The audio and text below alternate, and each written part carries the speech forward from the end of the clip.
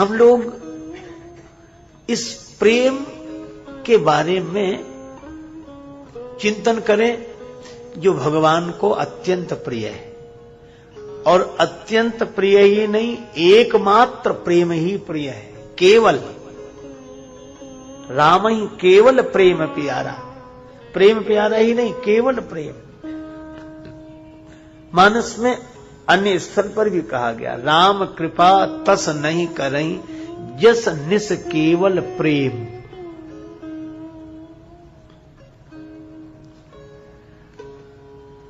हम लोग थोड़ा सा इस पर विचार करें कि काम और प्रेम में क्या अंतर है। काम और प्रेम, बहुत बार हम लोग काम को ही प्रेम समझने लगते हैं, काम ही अपने को प्रेमी समझते हैं। पर बहुत सूक्ष्म ढंग से विचार ना भी किया जाए तो एक सामान्य सी बात है कि जिसमें अपनी इच्छा की प्रधानता हो वह काम है। जिसमें अपनी इच्छा की प्रधानता हो, इच्छा का नाम ही कामना है, और इसलिए काम का नाम है मनोज, मन से जो उत्पन्न हो, इसलिए मनसिज। तो जो मन से कामना उत्पन्न होती है वह तो काम का ही स्वरूप है। तो जहां अपनी इच्छा की प्रधानता हो वहां काम है, और जहां अपनी इच्छा अपने प्रेमास्पद की इच्छा में मिला दी जाए बस उसका नाम प्रेम है।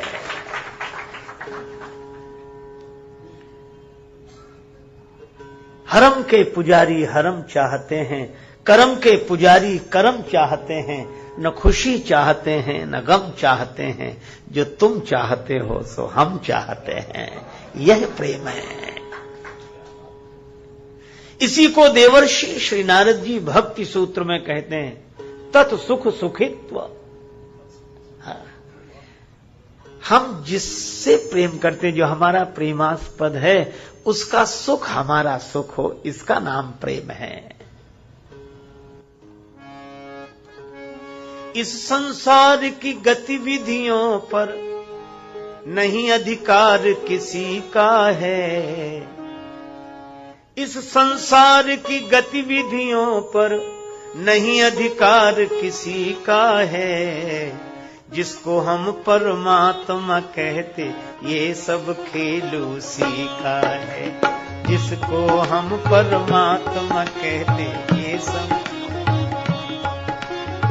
इस संसार की गतिविधियों पर नहीं अधिकार किसी का है। जिसको हम परमात्मा कहते ये सब खेल उसी का है। जिसको हम परमात्मा कहते,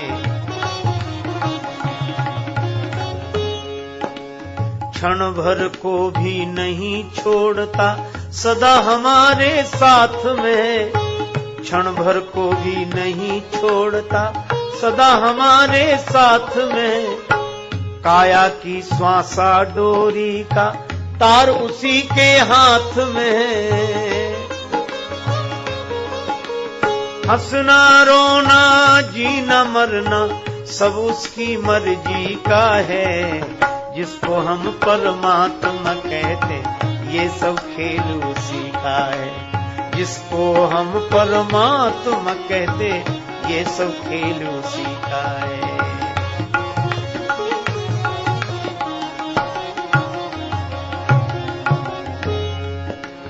निर्धन धनी धनी हो निर्धन, ज्ञानी मूढ़ मूर्ख ज्ञानी। सब कुछ अदल बदल देने में कोई नहीं उसकी शानी। समझदार भी समझ सके ना ऐसा अजब तरीका है। जिसको हम परमात्मा कहते ये सब खेल उसी का है। जिसको हम परमात्मा कहते ये सब खेल।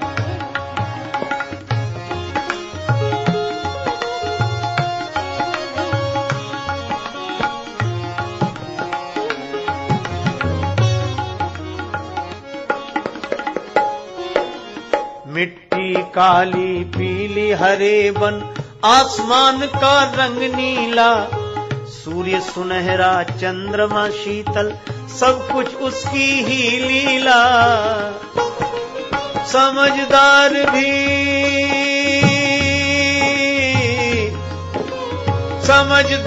भी समझ सके ना, सबके भीतर स्वयं छिप गया, सृजनहार सृष्टि का है, जिसको हम परमात्मा कहते, ये सब खेल उसी का है।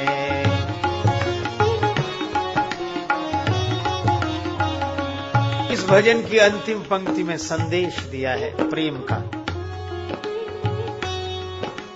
राजेश्वर आनंद अगर सुख चाहो तो मानो शिक्षा, तज अभिमान मिला दो प्यारे, तज अभिमान मिला दो उसकी इच्छा में अपनी इच्छा। यही भक्ति का भाव है प्यारे, यही भक्ति का भाव है प्यारे, सूत्र यही मुक्ति का है, जिसको हम परमात्मा कहते, ये सब खेल उसी का है, जिसको हम परमात्मा कहते, ये सब खेल उसी का है। इस संसार की गतिविधियों पर नहीं अधिकार किसी का है, जिसको हम परमात्मा कहते, ये सब खेल उसी का है, ये सब खेल उसी का है, ये सब खेल उसी का है। प्रेम की यही परिभाषा है, अपनी इच्छा भगवान की इच्छा में मिला देने का नाम प्रेम है। जहां अपनी इच्छा की प्रधानता होगी, वहां काम होगा और वासना प्रमुख होगी, और जहां अपने प्रेमास्पद की इच्छा में अपनी इच्छा मिला देंगे, वहां प्रेम होगा और उपासना प्रमुख रूप से होगी, भक्ति होगी। इस प्रेम तत्व पर हम लोग इस बार चर्चा कर रहे हैं। जहां दो मन न रह जाएं, इसी को भगवान श्री कृष्ण कहते हैं, भक्त कौन? मन मना भव, मद भक्तो मद्याजी माम नमस्कुरु। मन मना भव, दो मन न रह जाएं। दो बार, हाँ, स्वामी जी महाराज बता रहे हैं कि 2 बार यह बात कही, 2 बार कही है कि हमारा मन और तुम्हारा मन 2-2 बार करी। एक 9वें में और एक 18वें। देखो कितनी बढ़िया बात। एक स्वामी जी बता रहे हैं कि 9वें अध्याय में कही और 18वें अध्याय में कही, और 9 तो पूर्णांक है, और 18 को भी 8 1 जोड़ दो तो 9 ही है, पूर्णांक है, पूर्णता। तो जीवन की आध्यात्मिक पूर्णता कब? जब 2 मन न रह जाए। और यही भगवान राम ने कहा, श्री हनुमान जी से संदेश भिजवाया। अच्छा देखो, प्रेम की बात तो श्री हनुमान जी की थोड़ी सी बात सुने। हनुमान जी गए हैं संदेश लेकर,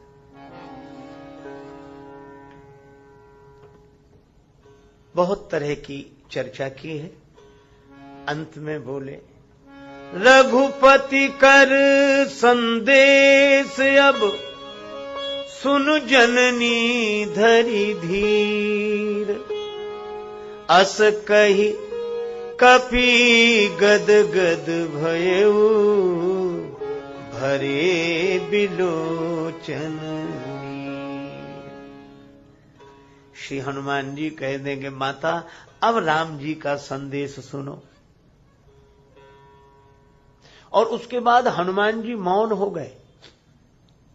अस कह कपि गदगद भयो, पुलकित हो गए, कंठ अवरुद्ध हो गया, नेत्रों से आंसू बरसने लगे, रोमांचित गात हो गया। किसी ने हनुमान जी से कहा कि बोलते क्यों नहीं हो? हनुमान जी बोले, जिनका संदेश है वही बोले। तो आप बोलने वाले नहीं ना, हम तो बोलने वाले की सूचना देने वाले हैं कि अब राम जी बोलेंगे। बस यह प्रेम की स्थिति है कि मानो हनुमान जी कहते हैं अब हम हैं ही नहीं, राम जी ही हैं। और बोले तो तुलसीदास जी महाराज लिखते हैं राम जी ही बोले। कहेऊ राम वियोग तव सीता, कहेऊ राम, राम जी बोले। हां, कहां से बोल गए राम जी?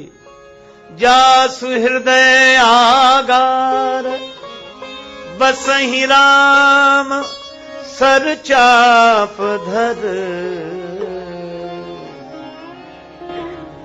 हनुमान जी के हृदय से राम जी बोले।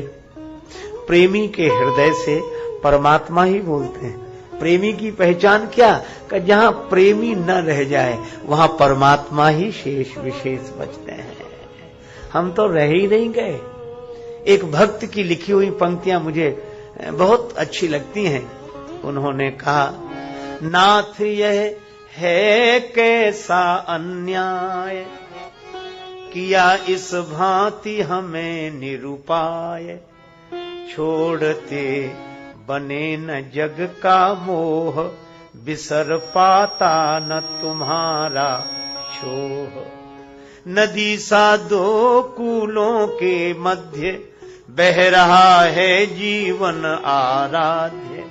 कभी क्या कृपा दृष्टि से हेर, नाम मेरा मुरली में तेर। खींच लोगे प्रियतम उस पार, बसा लें वहीं नया संसार। जहां हो शेष न जग का राग, तुम्हारे संग मिल खेलूं फाग। तुम्ही में हे मेरे सर्वस्व, तुम्ही में हे मेरे सर्वस्व। हो सके लय मेरा वर्चस्व, तुम्ही में मेरा मैं खो जाए। तुम्हारा ही सब कुछ हो जाए। तुम्ही में मेरा मैं खो जाए, तुम्हारा ही सब कुछ हो जाए। मैं बचूं ही नहीं, है आरजू यही बस तू ही तू रहे। बाकी न मैं रहूं न मेरी आरजू रहे। देखो, द्वार और दीवार में अधिक अंतर नहीं। दीवार में से कुछ हट जाना द्वार हो जाता है, और द्वार में कुछ लग जाना दीवार हो जाता है। और क्या अंतर है? द्वार और दीवार में अधिक अंतर नहीं। दीवार में से कुछ हिस्सा हट गया, द्वार हो गया, और द्वार में कुछ हिस्सा लग गया, दीवार हो गया। द्वार से सूर्य की रोशनी आने लगती, सूर्य प्रकट होने लगता है द्वार के माध्यम से, और दीवार उस रोशनी को आने नहीं देती। तो बस भक्त में और सामान्य व्यक्ति में यही अंतर है।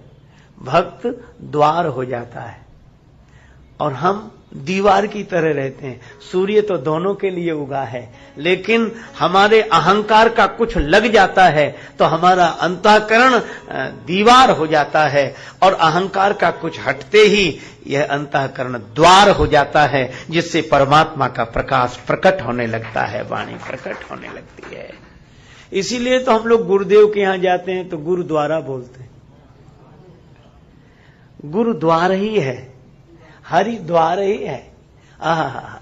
जहां दीवार हट गई, अपनी खुदी ही पर्दा है दीदार के लिए, वरना कोई नकाब नहीं यार के लिए।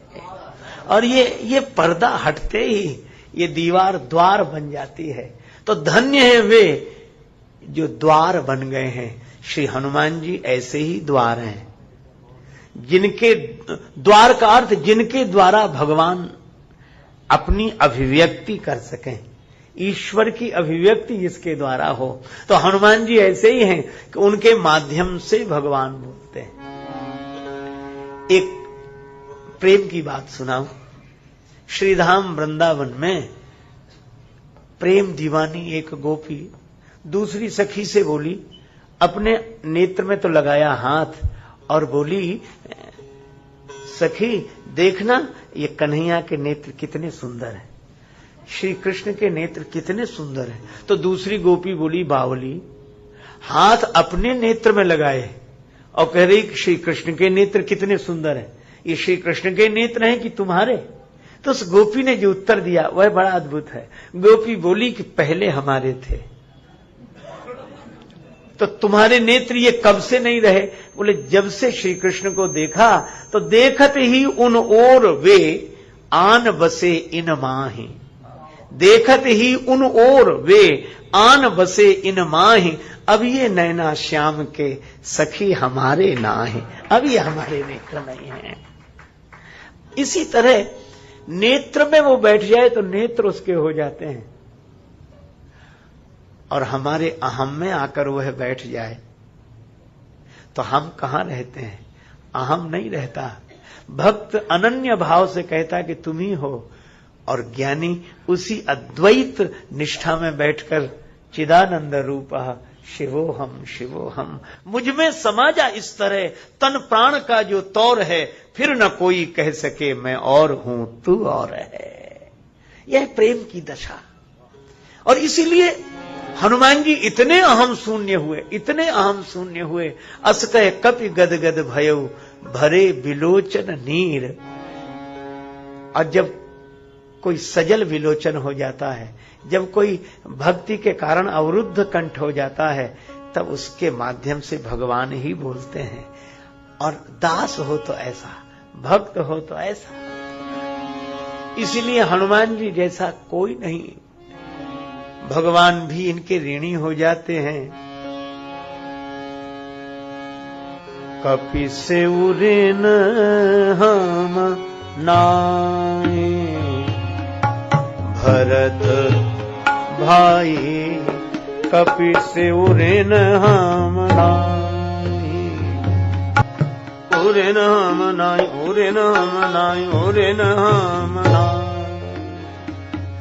भगवान हनुमान जी के ऋणी हो जाते हैं। क्यों? गर्व नहीं मन माहे। हनुमान जी में अहंकार नहीं है। किसी ने कहा कि इनमें अहंकार क्यों नहीं है? हनुमान जी बोले अहम हो तो कोई आकार ग्रहण करे, यहां तो अहम ही नहीं है। अच्छा, तो फिर भी है तो यह अहम मिथ्या, पर रहना तो मिथ्या संसार में है, तो इस अहम को कोई ना कोई आकार देना है। तो आपने कौन सा आकार दिया? तो हनुमान जी कहते हैं एक ही आकार इस अहम को मैंने दिया है। दासो हम कौशलेंद्रस्य, मैं राम जी का दास हूं। हनुमान जी ऐसे दास, प्रभु जैसे चलाएं वैसे, प्रभु जैसे रखें वैसे, ऐसे के भीतर से भगवान बोलते हैं। और भगवान ने भी प्रेम की परिभाषा दी। भगवान कहा, भगवान क्या बोलते हैं? तत्व प्रेम कर मामारो तोरा, तत्व प्रेम कर मामा,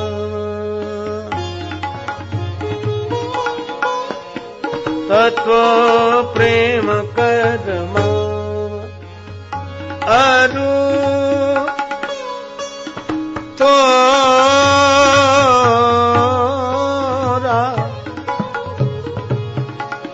जानत प्रिया एक मन मोरा, जानत प्रिया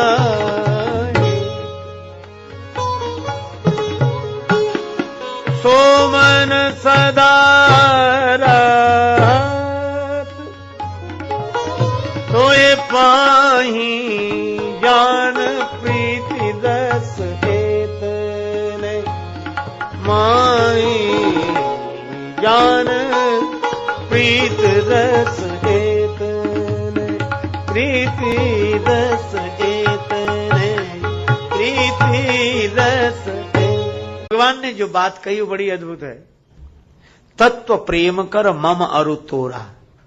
भगवान ने कहा कि प्रेम की ही बात नहीं, प्रेम के तत्व की बात बता रहे। जानत प्रिया, श्री जानकी जी जानती हो प्रेम का तत्व क्या है? एक ही, क्या? एक मन मोरा। हमारा और तुम्हारे दो मन है ही नहीं, मन एक है। यही प्रेम का तत्व है। जहां दो मन न रह जाएं। लेकिन आप तो कह रहे हैं कि आपका मन, भगवान ने कहा मन तो मेरा है, लेकिन जानते हो रहता कहां है? मेरा मन है पर मेरे पास नहीं। सो मन सदा रहत तुहे पाही, मेरा वह मन सदा तुम्हारे ही पास रहता है। बहुत अनोखी बात कही गई इस पंक्ति में। भगवान का मन भगवान के पास नहीं है, भगवान का मन श्री सीता जी के पास, और श्री सीता माता भक्ति मूर्ति है, भक्ति के पास। तो भगवान का मन भक्त के पास है। इसका अर्थ क्या है कि भक्त के पास अपना मन है नहीं, और भगवान ने अपना मन भक्त को दे दिया। इसलिए भक्त जो कुछ करता है वह भगवान के मन से करता है, उसका अपना मन तो है ही नहीं। भगवान का मन ही उसका मन है, अर्थात भगवान की इच्छा ही उसकी अपनी इच्छा है। आप देखो कहीं भी यही प्रेम का तत्व मिलेगा। श्रीमद् भागवत में भी भगवान ने अपने में मन पैदा किया। भगवान अपिता रात्रि शरदोत फुल्ल मल्लिका वीक्षरंतुम मनश्चक्रे योग माया उपाश्रिता। भगवान ने अपने में मन पैदा किया और बांसुरी बजाई, गोपियां आई। तो आती तो दिख रही गोपियां, पर किसके मन से आई? मन तो भगवान का है।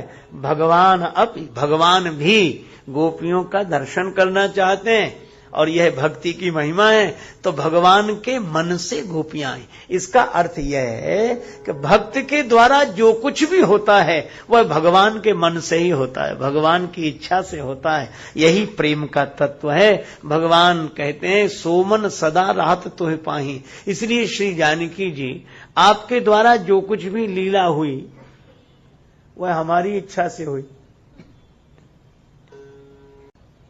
और बांसुरी बजाई, गोपियां आई। तो आती तो दिख रही गोपियां, पर किसके मन से आई?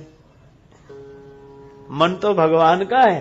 भगवान भी गोपियों का दर्शन करना चाहते हैं, और यह भक्ति की महिमा है। तो भगवान के मन से गोपियां आई। इसका अर्थ यह है कि भक्त के द्वारा जो कुछ भी होता है वह भगवान के मन से ही होता है, भगवान की इच्छा से होता है। यही प्रेम का तत्व है। भगवान कहते हैं सोमन सदा राहत तुहे पाही। इसलिए श्री जानकी जी आपके द्वारा जो कुछ भी लीला हुई वह हमारी इच्छा से हुई। और जब आपका कोई अपराध ही नहीं है तो आपका विस्मरण कैसे होगा? कैसे? भगवान ने कहा कि ज्ञान प्रीत रस इत नहीं माही। आपने अग्नि में प्रवेश किया, किसके कहने से?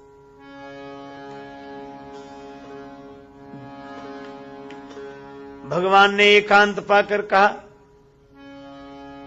सुनहु प्रिया व्रत रुचिर सुशीला,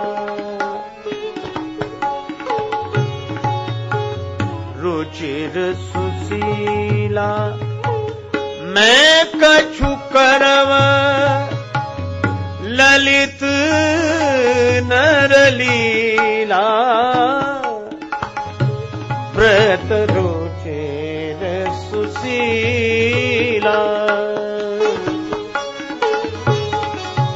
रुचिर सुशील सुनहु प्रिया व्रत रुचिर, प्रिया व्रत रुचिर, प्रिया व्रत रुचिर। भगवान ने कहा तुम पावक मां करहु निवासा, जब लगी करहु निशाचर नासा।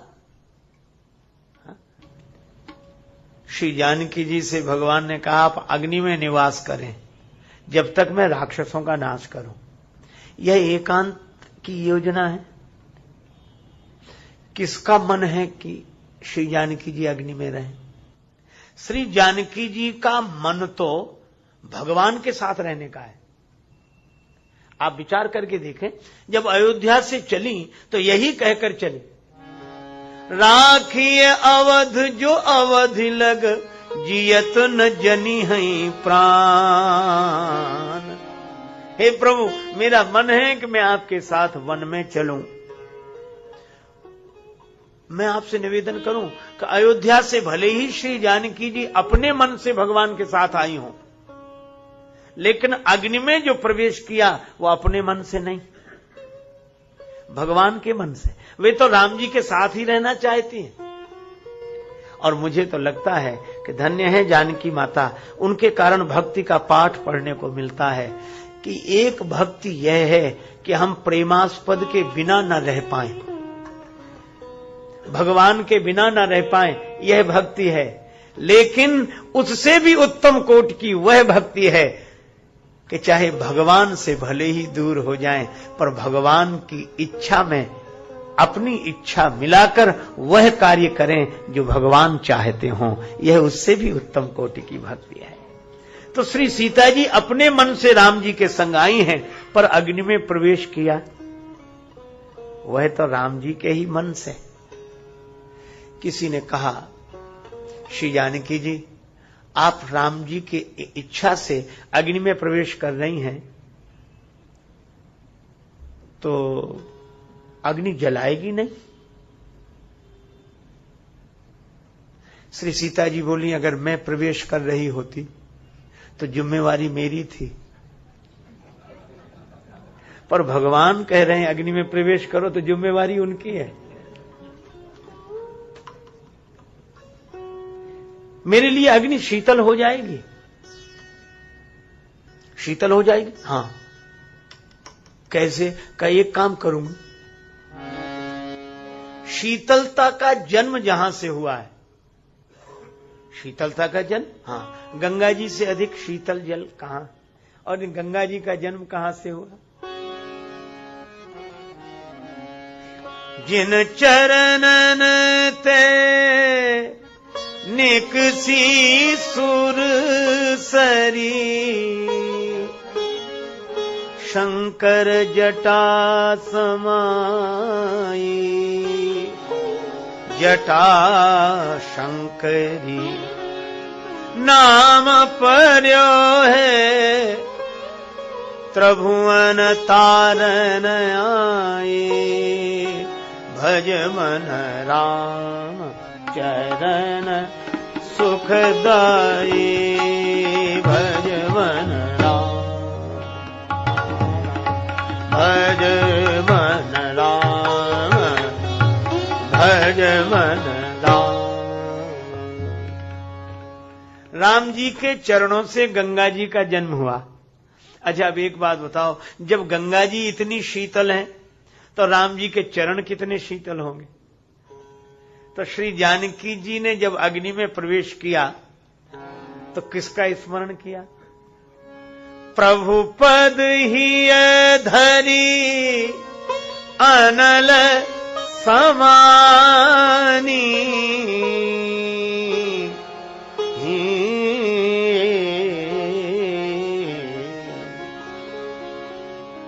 श्री सीता जी ने प्रभु के चरणों को हृदय में रख लिया और अग्नि में प्रवेश कर गईं।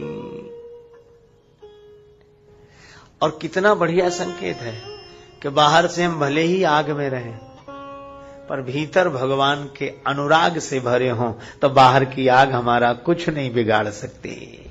प्रभुपद ही धरी अनल समानी, भगवान के चरणों का चिंतन।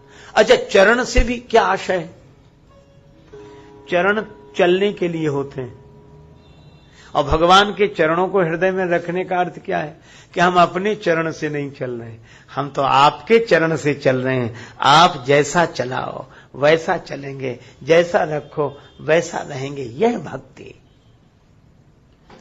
और देखो, श्री सीता माता की बात मैं कर ही रहा हूं, प्रेम की बात। श्री हनुमान जी की कथा के लिए संकेत मिला था, बीच बीच में उनकी कथा भी आपको बताऊं। श्री हनुमान जी महाराज की पूंछ नहीं जली आग से, आए। सीता माता ने कहा कि तुम्हारी पूंछ नहीं जली आग, लंका जल गई। हनुमान जी ने धीरे से कहा कि माता आप भी तो आग में रह रही हैं, आप नहीं जली। भगवान ने कहा तुम पावक वहां करहु निवासा, और हमारी पूंछ में भी पावक लगी थी, पावक देहु लगाए। सीता जी बोली कहना क्या चाहते हो? हनुमान जी बोले माता एक बात बताएं, आप भगवान के चरणों को हृदय में रख के आग में बैठ गई तो आग का आप पर कोई असर नहीं हुआ? हाँ हाँ यह तो सही है। हनुमान जी बोले माता आपकी बड़ी करुणा है, आप जानती थी कि हनुमान अभी तो बाग में जा रहे हैं और बाग के बाद आग में ही जाना होगा। अभी तो बाग में जा रहे हैं, बाग के बाद आग में ही जाना होगा, इसलिए आपने उपाय पहले ही बता दिया था। क्या बताया था? आपने कह दिया था कि हनुमान चाहे बाग में जाओ चाहे आग में जाओ तुम्हारा कुछ नहीं बिगड़ेगा, बस एक काम कर लो। क्या? रघुपति चरण हृदय धरी तात मधुर फल खाओ। राम जी के चरण कमलों को हृदय में रख लो तो लंका की आग तुम्हारा कुछ नहीं बिगाड़ सकेगी। क्यों? जानकी माता का स्वयं का अनुभव है कि भगवान के चरणों को हृदय में रखकर जब मैं पावक में समा गई तो मेरा कुछ नहीं बिगड़ा। बेटा हनुमान, अगर तुम भी राम जी के चरणों को हृदय में रख लोगे तो लंका में लगने वाली पावक तुम्हारा भी कुछ नहीं बिगाड़ सकेगी। और यही मानो भक्ति का सूत्र है कि हम भगवान के चरणों को हृदय में रखें, भगवान के अनुराग से भरे हों।